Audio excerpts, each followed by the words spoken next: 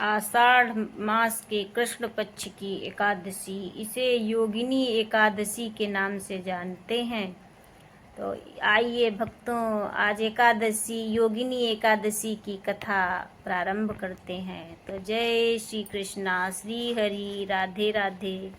श्री कृष्ण जी बोले, हे युधिष्ठिर, आषाढ़ मास की कृष्ण पक्ष की एकादशी का नाम योगिनी है। इसके महात्म्य की एक पौराणिक कथा कहता हूँ। अलकापुरी में शंकर जी के भगत कुबेर जी रहते थे। पूजा के लिए हेममाली पुष्प लाया करता था। उसकी स्त्री अति सुंदर थी, उसका नाम विशालाक्षी था। हेममाली एक दिन मानसरोवर से पुष्प तोड़कर घर लाया। पत्नी की छवि देखकर कामातुर हो गया। पूजा के फूल भूल गए। कुबेर भंडारी रास्ता देखते रह गए और माली के घर कोक शास्त्र की क्रीड़ाएं होने लगी।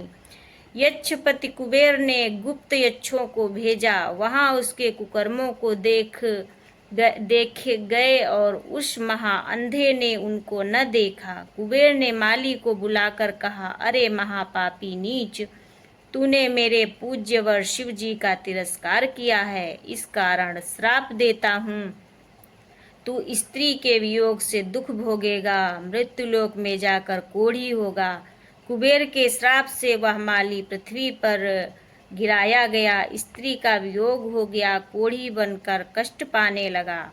शरीर से तो दुर्गंध आती थी, परंतु अतः कारण उसका दर्पण के समान शुद्ध था। शंकर भक्ति के प्रभाव से उसे पिछले जन्म की स्मृति थी।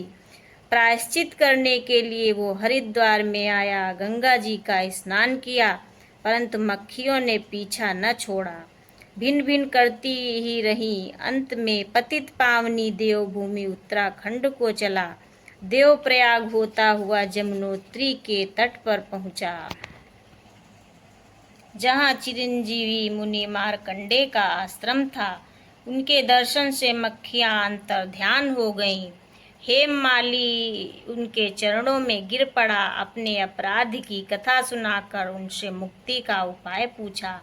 मार्कंडे मुनि बोले, आप आषाढ़ मास की कृष्ण पक्ष की एकादशी का व्रत विधि सहित करो, समस्त पापों का नाश हो जाएगा। अतः हेममाली ने मुनि की शिक्षा से योगिनी एकादशी का व्रत किया। उसके प्रभाव से अपने दिव्य स्वरूप को प्राप्त हुआ। जो फल 88,000 ऋषियों को भोजन खिलाने से मिलता है, वो इस एकादशी महात्म्य को सुनने से मिलता है।